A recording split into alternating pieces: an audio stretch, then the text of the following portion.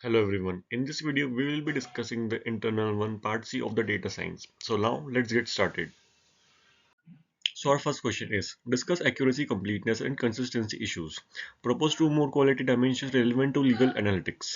First, data quality issue and additional legal analytic dimensions. Accuracy issues. Accuracy refers to how the correct the data is. Common problems, mistyped IPC sections, wrong accused victim age, incorrect dates, monetary loss values, OCR error while digitizing physical FIRs. Effects leads to wrong legal section mapping and faulty predictions. B. Completeness issue. Data is incomplete when required values are missing. Examples: missing timestamps of crime, missing location, weapon, or accused name. FIR registered but evidence details absent. Effects. Affects case severity, estimation, and investigation prioritization. Consistency issues. Consistency means uniform data across sources. Example, contradictory witness statements, different crime dates in EFIR versus physical FIR, same offense labeled as robbery in one place and theft in another. Effect, causes conflicting legal interpretations. D. Two more important legal data quality dimensions. Timelines. How up to the date is the data? Late FR upload reduces real-time crime analysis. Verifiability, provenance, whether the data source is trusted or and traceable. Example, whether evidence came from the court records, police logs, or public input. Now the second question is, for handling missing values in extracted features, discuss approaches, ignore tuples, manual completion, constant fill, mean median mode imputation, class-specific imputation, most probable value. First, ignore tuples. Remove records with missing values. It is simple and fast, but data loss and risky for small data sets. Second, manual completion. Expert manually fills missing values. It is most accurate, but time consuming and it is costly. Third is the constant fill. Replace with fixed values like zero, unknown. It is very quick, but it introduces bias. Fourth, mean median mode imputation. Numerical mean and median. Categorical mode. Easy and widely used. It reduces natural data variation. Fifth, class-specific imputation. Fill value based on offense category.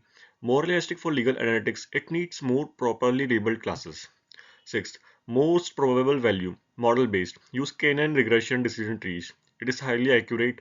It uses high computational cost. Now the third question is smoothing extracted scores. Smooth using bin mean with bin depth 3. Suggest way to detect outliers. Discuss other smoothing methods. So now let's assume evidence strength score from A to R. 12, 15, 18, 25, 30, 55, 60, 90 and 95. So the bin mints and bin depth is equals to 3. Sorted values are given. Now let's find the mean values. For bin 1 it is 15, for bin 2 it is 36.7, for bin 3 it is 81.7. Replace value in each bin with their bin mean. Okay, so now on to the next part, outlier detection. Outliers are high impact but low evidence. Techniques are box plot, IQR method, Z-score that is smaller than 3, scatter plot, evidence versus impact, isolation forest or LOF algorithms. C. Other smoothing methods. Bin medians reduces extreme value effects, moving averages, time series FIR trends, LOESS local regression smoothing, robust estimators, median based smoothing. Now the fourth question is discuss schema integration, handling redundant entries and resolving value conflicts. Schema integration, combining EFI database, physical FI register, code records, challenges, different field names, different formulas, formats. Handling redundant entries, same FIR in both EFI and physical FIR methods, FIR number plus date plus police station matching. Hash-based duplication detection, record linkage algorithms, resolving value conflicts, example, different monetary loss values, different IPC section labels. Now question number 5. Explain normalization method for feature scaling. A. Min-max. B. Z-score. C. Z-score using mean absolute deviation. D. Decimal scaling. A. Min-max normalization. Min-max normalization transforms the original data by linearly scaling it into a fixed range, usually 0, 1. Formula. X dash is equals to x minus x min whole divided by x max minus x min. B. Z-score normalization, standardization. The definition is that score normalization convert data into form where the mean becomes 0 and standard deviation become 1s.